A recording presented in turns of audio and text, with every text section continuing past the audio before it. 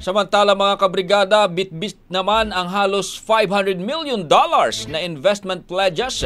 Pauwi na po ng bansa si Pangulong Ferdinand Bongbong Marcos Jr. matapos naman ang 5 araw na state visit sa India. Bahagi ng biyahe ng Pangulo ang serye ng mga business meetings sa mga pangunahing kumpanya dyan po sa Bengaluru. May report si Brigada Maricar Sargan. Ibrigada mo! Brigada! Live report! Pabalik na ng bansa si Pangulong Ferdinand Marcos Jr. mula sa 5 araw na state visit sa India.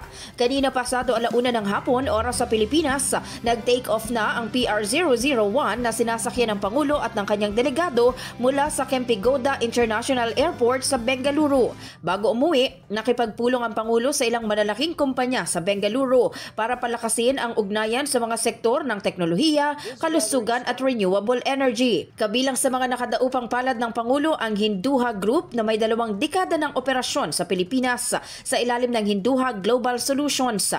Tinalakay sa pulong ang pagpapalawak ng partnership sa IT BPM sector. Kasunod dito, nakipagpulong rin ang Pangulo sa Nephro Plus, ang pinakamalaking dialysis network sa Asia. Sentro ng usapan ang pagdadala ng abot-kayang renal care para sa mga Pilipinong nangangailangan. Nagpahayag rin ng interes ang Ison Group na palawakin ang pamumuhunan nito sa bansa. Bukod sa digital infrastructure, target din ng grupo ang mga sektor ng renewable energy, healthcare, BPO at insurance. Nakausap rin ang Pangulo ang mga executive ng Tata Group na may 6,200 na empleyado na sa Pilipinas sa ilalim ng Tata Consulting Services. Tinalakay ang mga proyekto ng kumpanya sa digital transformation at sustainable growth. Ayon kay Pangulong Marcos, ang mga business meeting ay nagbunga ng tinatayang $500 million na halaga ng investment pledges na makakatulong sa pagpapalakas ng ekonomiya ng bansa.